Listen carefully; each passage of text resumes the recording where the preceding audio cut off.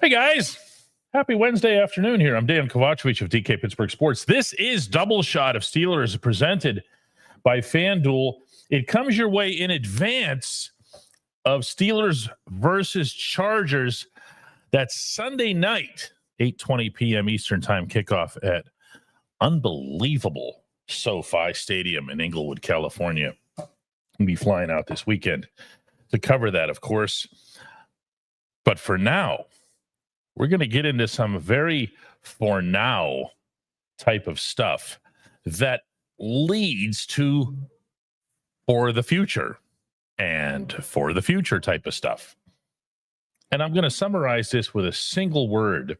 And then from there, allow Chris Halleck to do the elaboration on this when we come back from our first break.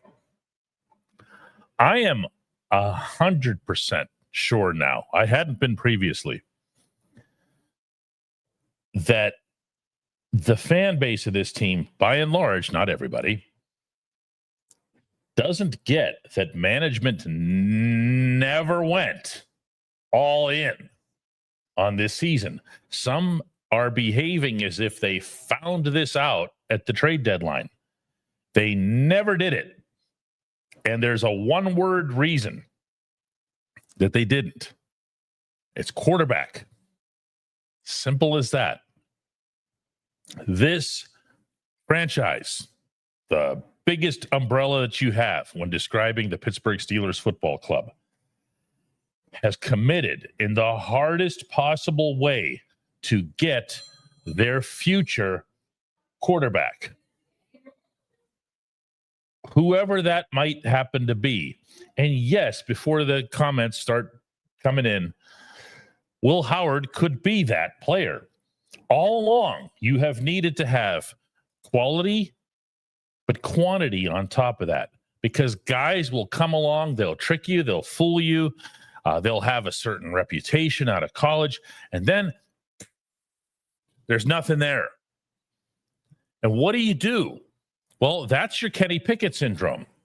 When you think you've got it and you tell everybody you got it, but you only really made the one effort to get the quarterback to replace Ben Roethlisberger, and then it doesn't go well. Not revisiting the Kenny thing. Maybe it went well or didn't go well because of Matt Canada, lack of teammates, lack of offensive line. It obviously hasn't gone particularly well for him anywhere else either. But you couldn't ever do it with just one prospect. You needed to have a bunch of them, and you needed to have them be real.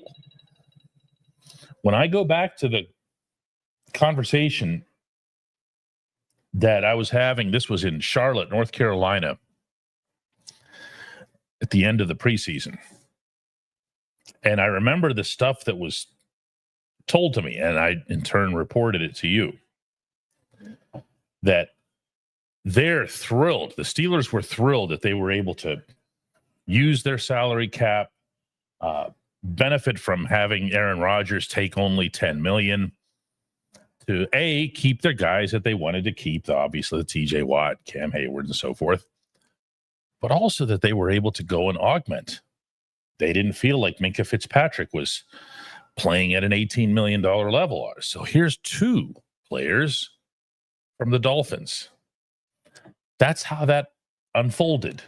It wasn't that they went, we're all in. We're gonna do that Rams thing, and we're gonna give everybody all of our draft picks, and this is it. This is the year. For the head coach, given Mike Tomlin's personality, every year is always the year. So that's naturally going to be his approach. You're not going to see them do some, I don't know, baseball style rebuild where you have to play the kids and so forth. Kids have been out there. Kids have gotten their chance. If you've earned it, you're still on the field. If you haven't, you're not. Simple as that. But when you're talking about all in, you're talking principally about how you utilize your assets. In this team's case, all you have to do is follow the assets to know the truth. They haven't been giving up their draft picks. In fact, they've been adding draft picks and still not giving them up. If you watch an NFL draft, you'll know that teams have to give up a ton to move up. And they're generally not giving up a ton of, fifth and sixth rounders to move up in the first round. They're giving up the high picks. So if you give up the high picks, and you're going to have to give up the high picks, you're going to hang on a lot more tightly to your late picks than other teams might, because you can't just sit there on draft day and take nobody.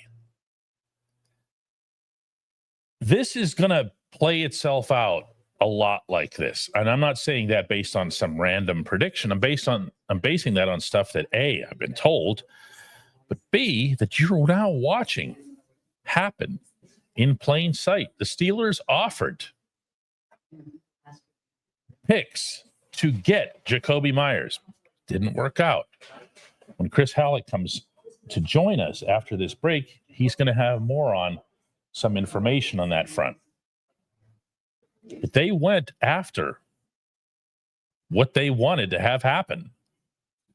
It didn't work out. They weren't going to go overboard. It's as simple as that. They weren't going to go overboard. Why? Because they are committed to this quarterback. When Robert says, I'm okay with this, I don't want us to mortgage the future. Again, the word that everyone's looking for here is quarterback. If Aaron Rodgers does return next season, nothing changes about that. It just means that the quarterback that they have, the quarterback that they acquire, the quarterback who beats out Will Howard, or if Will Howard beats out the other quarterback, whoever, they're still going to have Rodgers in the fold. They're still going to be learning. This is not about denigrating Will Howard in any way. Oh, we haven't seen him take a single snap in anger. Randy says Will Howard has to be that player because we saw the Howard swimming pool plunge. You behave yourself. This team has to be able to take care of its most important position, or it's not going to go anywhere. We can cite every exception that's ever taken place in Super Bowl history where some random Trent Dilfer or other came along and won the championship because he was carried by his defense. That's very much the exception and not at all the rule. The Steelers, to be healthy, have to take care of the quarterback position. Matthew Bunk says, doesn't work like that, DK. I have no idea what you're saying. It's not exactly a helpful rebuttal or a useful one. I'd be willing to entertain it if you actually had one. William says, hey, DK, my impression is that they weren't going all in, but making sure that things are set up for the next quarterback. Yes, a solid run game and defense. Yes, they're looking to be, I mean, they don't say this. I can. They're looking to be the Eagles. They're looking to be the Eagles. They're looking to be that big, strong, tough team. Actually, you know who's another decent parallel here? Are the Colts. Look at the way the Colts are structured. Look at that offensive line they have. And take even further pride that your team took them apart the way they did Sunday night. A lot went into that. What was that? A lot went into that. And this can be a pretty good football team, but it's not going to get anywhere. It's not going to get anywhere without ultimately that franchise quarterback. And it might not even happen with Mr. First round pick and Will Howard and whatever else here. But you have to go at it. It's not an option to miss out on it. When we come back, we'll be joined by Chris Halleck. For those of you who are doing real work in construction, in a warehouse, if you're a mechanic, you want reliable, comfortable gear to help you perform well on the job. Brunt Workwear's got you. They've got waterproof boots, safety toe, soft toe, pull-on, lace-up, whatever you need. You can wear them to work, and if they're not right for you, send them back. I don't know of any other brand doing that. Brunt was tired of the workwear brands out there cutting corners. You work too hard to be stuck in uncomfortable boots that don't hold up. So they built something better. Boots that are insanely comfortable and built for any job site. For a limited time, our listeners get $10 off. Just head to bruntworkwear.com fanduel.com. Use the code DK Sports and you're good to go. After you order, they'll ask you where you heard about Brunt. Do us a favor here at DK Pittsburgh Sports and tell them it was from this show. Welcome back. Joined by Chris Halleck over on the South Side. What's up, Chris? Oh, just dealing with the good old technological issues and not being able to connect to the hotspot and all this kind of stuff. And but we're gonna if you're given red paint, you're gonna paint the barn red. And we're spending too much time around that guy. So we're making do. It's Steelers versus Chargers week. Steelers are heading back out to Los Angeles. Their last significant trip, by the way, of the year. After that, there's a flight to Chicago, which is basically a takeoff and a landing. It's time to check out the latest odds, futures, and win totals on the FanDuel Sportsbook. If you think the Steelers are going to take care of the Lightning Bolts the way they just took care of the Colts, Bolts and Colts, lock in your bets today. Whatever your game, the FanDuel Sportsbook delivers the latest lines, futures, and specials so that you can join in on all the action. You seen a line yet, Chris? Last I saw, it was 2.5 in favor of the Chargers, which is not entirely surprising because the Chargers are they're at home at 6-3. But when you're going off of basic, betting like line logic, the home team automatically gets 3 points. Yeah. So maybe the bettors are really thinking the Steelers by 0.5 point, but because of the 3 points the home team gets, then there you go. Well, also the quarterback factor. Not that the bettors have been denigrating Aaron Rodgers, but there's nobody who's been more proficient than Justin Herbert this year in the National Football League. And I think that's going to be something that's a factor as well. Mike asks, before we get to our subject here, with the Chargers getting a new offensive line player, are they going to be forced to simplify the playbook this coming week? It's when you bring in a new offensive lineman, you just tell me, that thing you were doing with your previous team, the part where you block somebody, just do that. Make sure nobody hits our gazillion-dollar quarterback. Simple as that. Chris, we were talking in the opening segment about the Steelers' priorities, although I could really condense it to a single priority when it comes to a long-term vision. And talking about the quarterback, I mentioned the information that we had back in just at the end of the preseason here. Why don't you shed a little further light on some of what happened yesterday at the trade deadline? Yeah, I mean, listen, I understand when fans see, a 4th and a 6 go for Jacoby Myers, and they see a 4th and a 5th go for Rashid Shaheed, and they see the list that I put out on our app yesterday of the potential 12 draft picks the Steelers are going to get. Fans are going to wonder, why in the heck wouldn't you be willing to give away 2 of those to get a receiver now? Well, the reason is because of that long-term vision. They don't want to sacrifice that. And the long-term vision is, quite frankly, way more important than trying to go all in 2025. First off, if you give away a 4th and a 6th, and by the way, we did not talk about this yesterday. Look at the 4th-round picks that Omar Khan has made and really evaluate the contributions those players have made. Yeah. And you're going to give away one of those picks to get a Jacoby Myers or Rashid Shaheed that might not and probably will not be here past 2025. Don't forget who taught Omar literally everything he knows. And Kevin Colbert recently told me the story. This was post-retirement when I ran into him somewhere, about how anytime his room, including Mike Tomlin and everybody who's sitting in that room and they're talking about stuff, and somebody would suggest giving up a 7th rounder, and Colbert would stop the proceedings and ask everyone what they thought of Brett Kiesel. Yeah. The whole conversation would just go whoop, because you think of them as they're not real. You're just passing out bubblegum cards. Yeah. They're real players. Yeah, they're real players and they're real assets. And no, you're not going to take. And this is like one of the arguments, one of the pushbacks is, well, you're not going to take all those comp picks and trade them up to get a quarterback. No, you're not.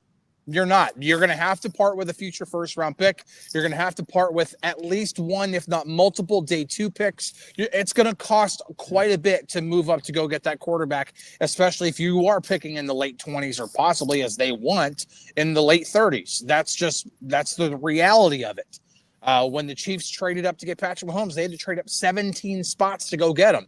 It cost elite pride, like really, it costs first-round picks, so you're going to have to do that. A second rounder, I think, was in there too, but yeah, third. It was a third. It was it was that year's first, the future first, and then that current third. That was the price that the Chiefs paid. But you got to give it up.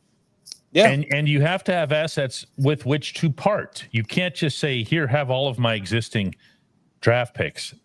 And from the Steelers' perspective, they also have picks that are coming their way, eventually comp picks for some of the free agents that they've lost, notably Dan Moore, Russell Wilson, Justin Fields. It's still TBA, and they're not going to be great picks, but they're going to be picks, and there's just going to be more and more of this. And this is where they want this to go. In the NFL, because of the salary cap system, because there's such an expanse between where you're spending right now and where you can spend. You can just do a rebuild one player. That doesn't mean one player carries your football team. It means that can represent the totality of your rebuild. Well, we got a quarterback. All right, here we go. That's it. Let's just start adding up other players. Am I missing this, Chris? No, so the parallel I used in writing about this on the app yesterday was, look at the situation Ben Roethlisberger inherited when he was drafted. He had a solid offensive line. He had a really good duo at running back. He had 2 very good receivers. And on the other side of the ball, that was a defense that was ready to compete right away. Then you could look at the exact opposite situation and be the Carolina Panthers and take Bryce Young number 1 and give him absolutely nothing else around him. The quarterback cannot be your savior. It's a package deal in which you get the quarterback, but you also put him into a situation in which he can grow and reach his potential, not just actually reach his potential, because no draft pick is a guarantee, but you have to put him in the best situation possible. And that's where all those other assets come in. You can't just draft the quarterback and then not have an actual draft class. You still, what if the Steelers are able to make a trade up to get a quarterback and then use that second round pick to get a receiver? And next year's receiver class is supposed to be pretty good. What if that receiver ends up being better than Jacoby Myers or Rashid Shaheed? You just got that guy for 4 years, guaranteed for 4 years, and he might even be better and way cheaper than what you'd have to pay to keep that guy beyond 2025. That's more valuable. And don't give me you traded away a second round pick for DK Metcalf. Yeah, that also came with a 5-year contract. Yeah, he's here for the long term. There's a lot of value there. Yeah. Yeah. So keeping him around is a pretty big difference here. Jacob here says, what are the odds that the Steelers pull off something like the Vikings did with Sam Darnold, or the Seahawks did before that with Geno Smith, taking a former highly touted quarterback and turning them into a franchise type? You can do that. Teams do that all the time. I mean, we're talking about the Colts here. I mean, look what they just did. And every once in a while, Cinderella can turn into a pumpkin, like what happened Sunday night. I wasn't all that impressed with Jones on any front, really, but that had a lot to do with the way he was being opposed. But you can do this. The cycle of quarterbacks tends not to end. Nobody gives up on a quarterback just flat out, no matter how terrible they might be at the outset. They'll move around. They'll always, I've got the solution for him. We've definitely got him figured out. As one modest example of that, when the Steelers approached Justin Fields, and we're talking about money, they weren't willing to pay $20 million, but they were willing and enthusiastic, actually, to share some stuff from the inside, to continue working with him and maybe seeing if they could continue to get more out of him, because they believed in what they saw in him through the first 6 games. Don't look at what he did in New Jersey and say that's what would have happened here. It's not. No. That's as far as I'm going to go on this conversation here. But the Steelers had some stuff figured out. You guys might remember going back to before the opener when I said stuff about how there were some tells and some things to Justin's game. It's because they know him. That wasn't I didn't think it was that big a story. It ended up blowing up. And then blowing up in my face, of course, the end of the week when they don't win and Justin plays great. But the point stood. They knew stuff about him, and they could get a different set of eyes, different set of hands on him, and it's happened a lot. That's one of the arguments I was making positively about Mason Rudolph pretty much all of this past summer. Did I feel like there was something that there was a threshold that Mason crossed late in the 2023 season that made him a bona fide possibility to be somebody's regular starting quarterback, and maybe that he would take it further than that. As it is, he hasn't really as much of a chance. But when I look at the quarterback situation in general, and when you listen to the Steelers and to what they're telling you, they're not exactly holding back on this. They want their franchise quarterback. They're not about to take their eyes off that particular ball, are they, Chris? No, they're not. And that is the one thing. If it means keeping everything you possibly can to get that next quarterback, then so be it. Then you sacrifice not giving up whatever you need to get Jacoby Myers or Rashid Shaheed at the trade deadline, just so that fans can get that nice rush, that the feeling of when the alert comes up on your phone and you open up social media or you open up the DK Pittsburgh Sports app and you see the Steelers acquired Jacoby Myers at the trade deadline, and you can just go, I'm a fan. I'm so happy. That's not what the Steelers are about. That's not what Omar Khan is about. And that's not what any GM should be about. They should not be trying to chase headlines. They should be about whatever their plan is. And the plan for Omar Khan right now is getting that quarterback. I cannot be more clear on that. It's been that way for months. And my gosh, you look at the history of the league, 3/4 of the teams that have won a Super Bowl either have a quarterback that is already in the Hall of Fame or had a quarterback that is undoubtedly going to be in the Hall of Fame. I'm talking Tom Brady. I'm talking Patrick Mahomes, Ben Roethlisberger, Drew Brees. Yeah, those guys it's not even a question. 75%. That is, you have to have a quarterback, period. And Omar sticking to that is absolutely the right call. Now that doesn't mean that there's not a way to do both, that you could still bolster receiver and figure out a way to do that. Maybe he should have been more aggressive in free agency. Maybe he should have been more aggressive in the draft or drafted this guy instead of that guy, whatever it is. There are other ways to address the position, and that is still an area of fair criticism. But in terms of not giving away future assets so that you can not only get your quarterback, but also put him in the best position possible, that is paramount, even beyond what's going on this season. Yeah, I see people here trying to bury Fields. And I mean, listen, Woody Johnson just tried that. It didn't work out for him. I mean, Justin came back and played a pretty nice game. They're a terrible franchise. They might be the worst, really, if you think about it, in the NFL. Panthers. Panthers. But Panthers have had their moments this year, Chris. They have. Sunlight shines on a dog's butt every now and then. Yeah, I don't know. I mean, they've put up some points. There's a little bit of hope in Charlotte these days. God knows I don't want to dissect that team. But when you think about where Fields has been, he went to Chicago, and then he comes to Pittsburgh, and he goes to New Jersey. I mean, this is a heck of a career path. And I think you're going to see at some point, maybe in the near future, there will be more John Elway, Eric Lindros cases where people just come into the league and go, I'm not going there. Get out of here. I'll sit here all day. I'm not going there. Paul Skeens should have done that with the Pirates. Oh, joke. I mean, really? Yeah. I mean, not that the Pirates have damaged him. He's going to win his Cy Young. He should win it unanimously. Should, yeah. But look what he's playing with and for. It's nothing. It's pointless baseball. And it's just not, it doesn't make sense for the athlete's own career. And you would think with all of the other components to a me generation, that actually would have already come to become a little bit more common. And it doesn't happen hardly at all.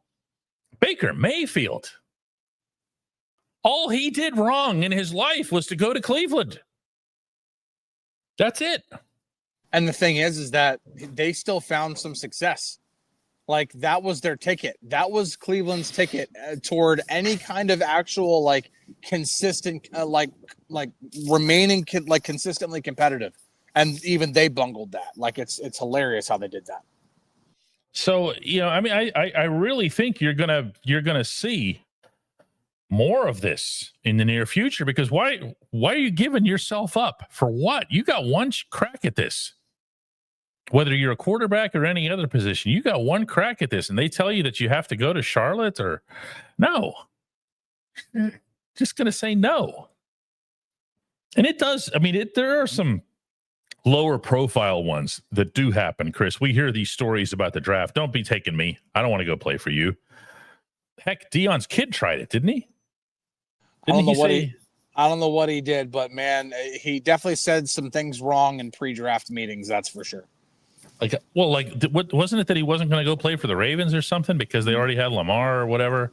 That I'm not. I can't verify that one way or the other. But either way, he definitely. I know one thing, that the meeting that he had with the Steelers was not one that they didn't walk away impressed. I'll put it that way.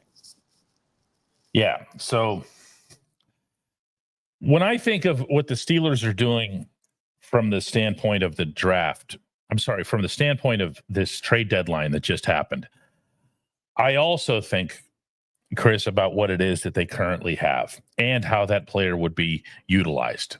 I've said this before. If you add a WR2 into this mix, not into some theoretical mix where you redesign the offense, this mix, because you're not doing that in November, that player is going to get targeted 3 times a game.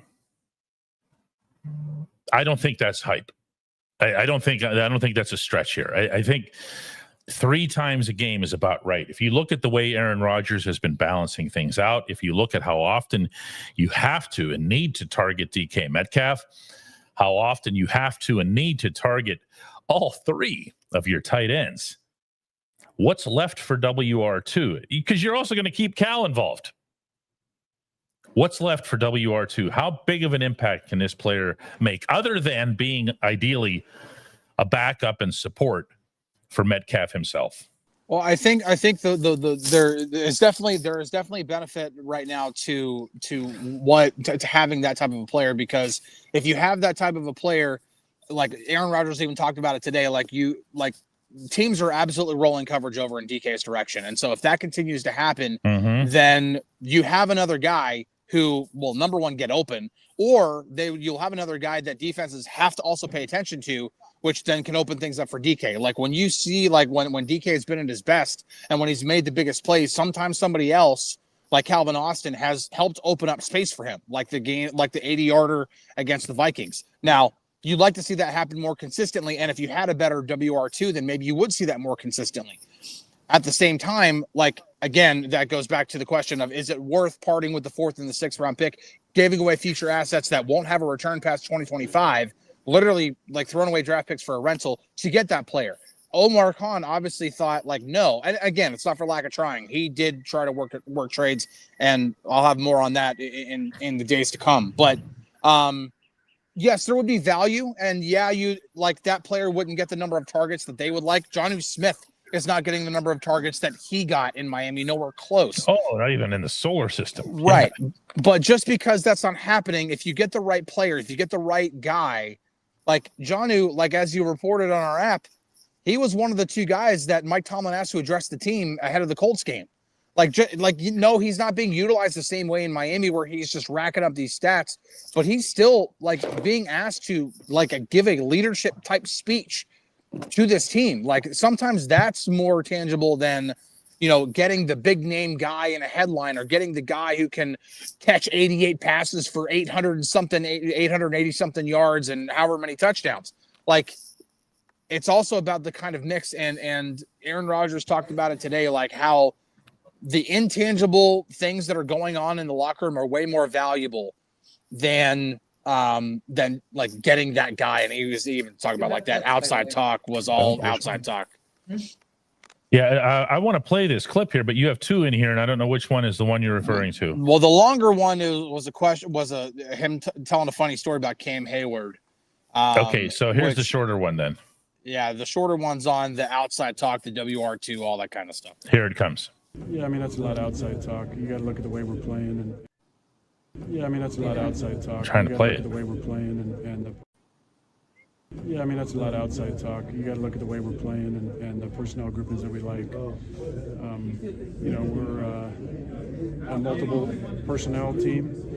We got a lot of guys out there. We got an offensive lineman play a lot of snaps. Obviously, Darnell plays a lot of snaps. And Johnny and Pat. And Connor gets in there on some plays. Rotating three different backs, a lot of different receivers. So we're not a big three-receiver team in general. And when, you know, Calvin's come back and played really well for us. And Roman's been more consistent. So there was probably more noise outside of the facility than maybe inside the facility. He's really good. He knows what he's doing. It's almost like he's been doing it for a while at like a very, very high level as the star of his respective team. I just want to throw that in there. Like his press conferences, his are just through the roof. You listen to them, you actually learn something. I mean, as a reporter or whatever, you learn something. He's given good stuff. It's hard to only pick because, you know, NFL parameters, we're only allowed to do a max of 90 seconds. But it's hard to choose just a minute and a half of Aaron Rodgers. I'll put it that way.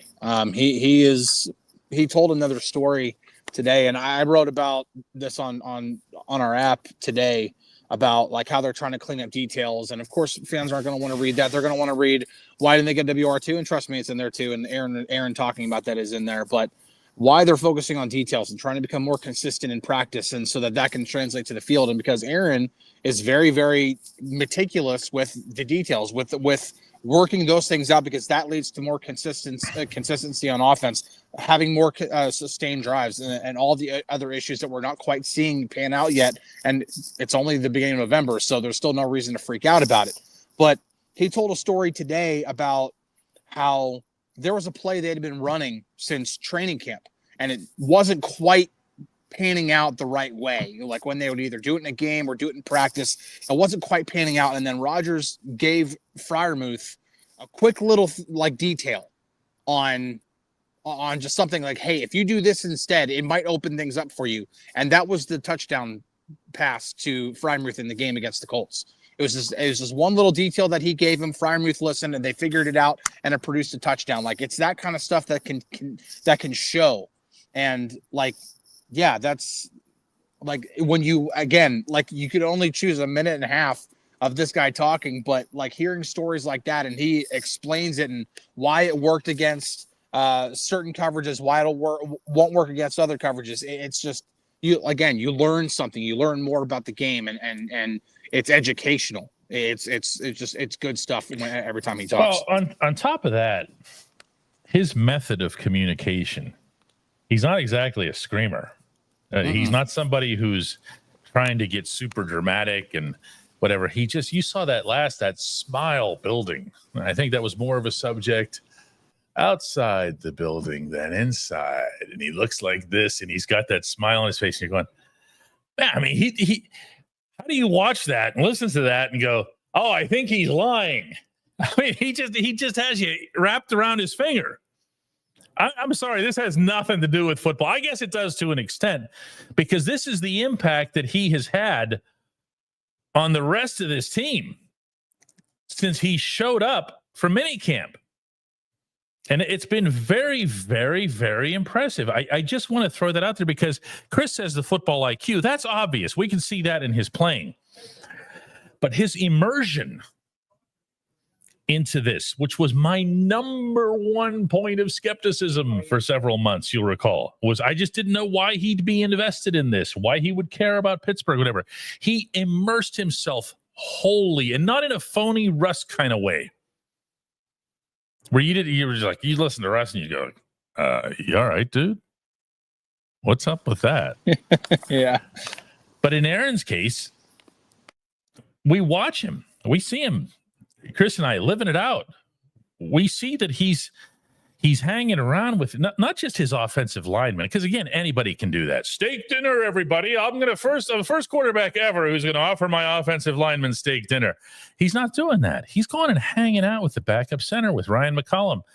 He's put himself all the way in, and that's why he's also the only player on the roster who is both equipped and willing to talk about both sides of the ball. Notice that, Chris?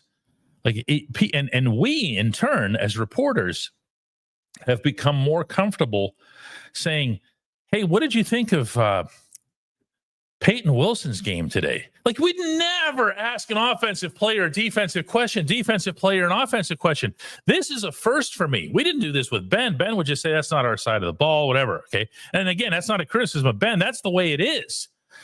This guy has poured himself into this, and I'm going to keep eating that for as long as it takes, because that was my skepticism that was going to happen. I didn't understand how it could happen. He made it happen. I am totally into that.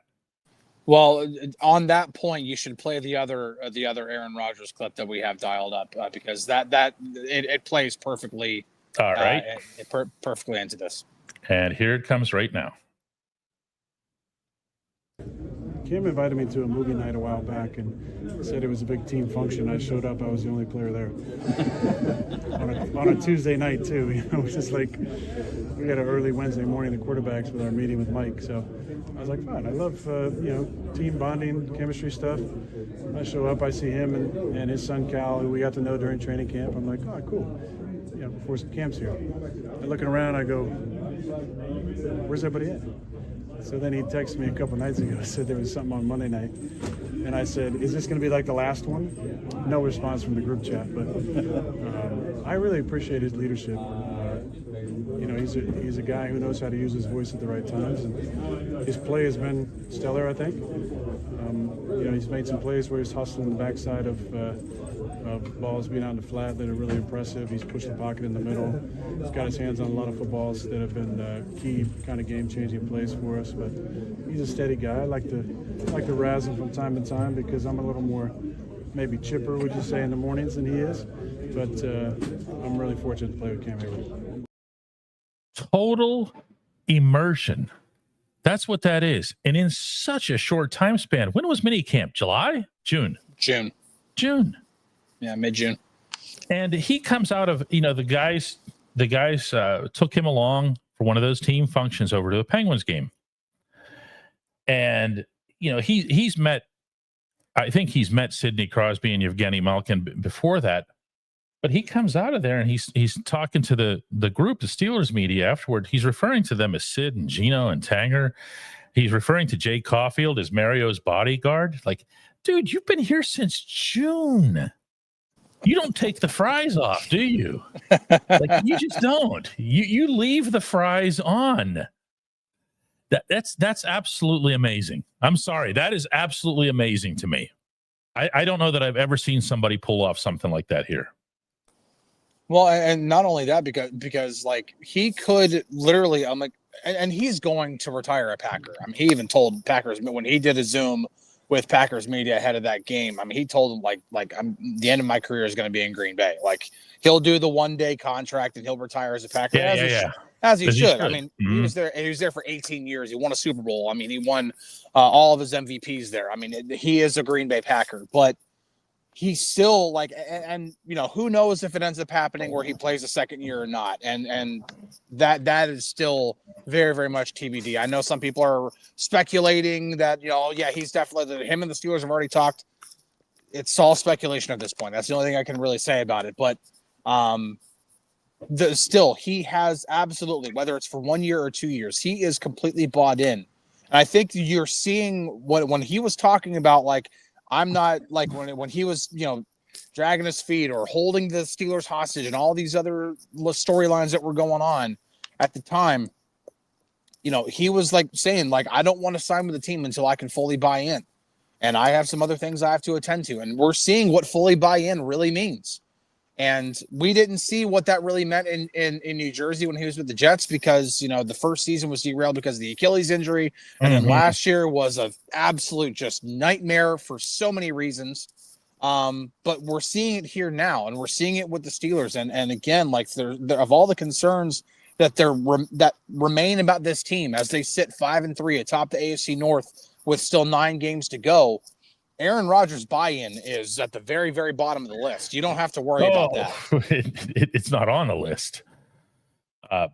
It's been neat. We're going to take 2 more questions here today. One is from Dr. Shadow, who always has a good one. We're going to throw this one out to Chris as well here. Who was your favorite player growing up? I'm going to assume you're actually asking who was your favorite Steeler growing up.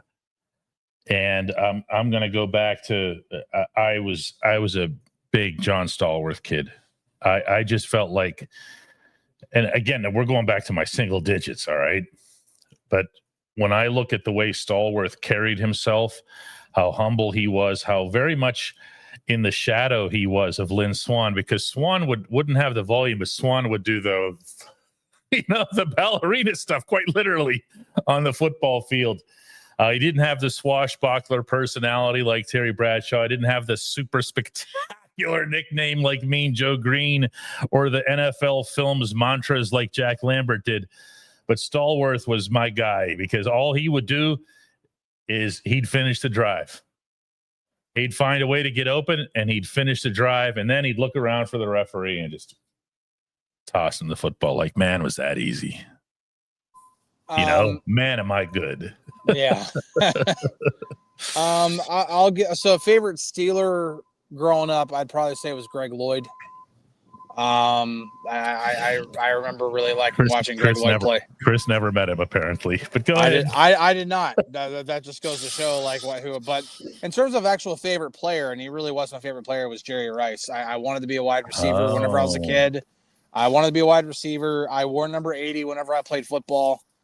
Even whenever I was like in my last year playing football, which was in high school, I still wanted to wear number 80, even though I was a starting safety on the defense and was not a starting wide receiver on the offense. I still wanted the wide receiver number, not the safety number. But yeah, so Jerry Rice was my favorite player growing up. That's good stuff. Our last question for the day is just pure football stuff from Zach Hall, who says, if Spencer Anderson plays in place of Isaac Seumalo this weekend, who's going to be the next man up for offensive line depth? That's going to depend on the position that you're looking. But my concern about Spence being at left guard is who plays the Spence? Okay. Spence, remember, pretty much carved out his own position beginning in Dublin by operating on the right side of that line as a sixth man. Do you ever get Darnell Washington off of that line now? Darnell has been really quiet in the passing game. Well, he didn't help himself Sunday night, but I love the idea of Darnell being able to do a little bit of both. And this to me is where the Seumalo injury, if it were to persist, would be damaging to the Steelers. Is there another name though, Chris, beyond that? Are we looking at Calvin Anderson? If it's a tackle, how would this go? I actually think it's more the opposite direction. I think it's actually keeping Spence in that role, or having it be a situation in which when they're not in the jumbo and they're in just whatever typical personnel, that Spencer Anderson is the left guard. And then when they want to run the jumbo, somebody like maybe Andrews Pete comes out and he plays left guard, and then Spencer Anderson can stay in his jumbo spot. So I actually think that that's the most likely scenario. Now, I can't obviously confirm or deny that, and if I were to ask somebody on the south side whether they're going to do that or not, they would tell me to pound salt, because like they're not going to give away what their plan is. But that's what I would think. I would think that it's become too integral of a part of their offense to just discard it because of an injury, that they would figure out a different way to get it done. And I think it would be more of wanting to utilize Spencer. I mean, they're moving Spencer Anderson in motion. Like they obviously think he's a good athlete. Heck, threw to him once. Yeah. So like So I don't think they want to take Spencer out of that role. But if it is a situation in which Sayamalu can't play, I don't think they're going to want to have Andres Pete go from inactive all season to now you're playing 100% of the snaps at left guard. I think it would be a situation in which Spencer Anderson is your primary left guard, and when they wanted to go jumbo, they would then kick him out to being that extra offensive lineman, and then Pete would come in and be the left guard on those. That's what I would think, but again, can't confirm or deny that. Appreciate you guys taking the time to be here with us today. Appreciate all the more the people who have committed to supporting us by downloading the app and then emailing me to ask for the premium level at a very, very steep discount, but nonetheless, a figure that comes in that helps, cover our costs here and all that sort of thing. We travel around everywhere. We're not getting that for free. So everything that comes in this direction is very much appreciated. Download the app into your device. That part is free. Then email me, dk@dkpittsburghsports.com. I will get back to you myself with everything that you would need, including the steep discount, but all the directions and everything. We make it super crazy, insultingly easy. And then we follow up on it to make 100% sure you're in. So don't be that one who says, I'm not very tech savvy. I heard from a guy yesterday who said, I'm in my 40s. I'm not very tech savvy. 40s? You were born in the middle of this generation. What are you talking about? But reach out, all right? Get the app and then send me that email, dk@dkpittsburghsports.com. Chris, we'll hook up again tomorrow. Sounds good.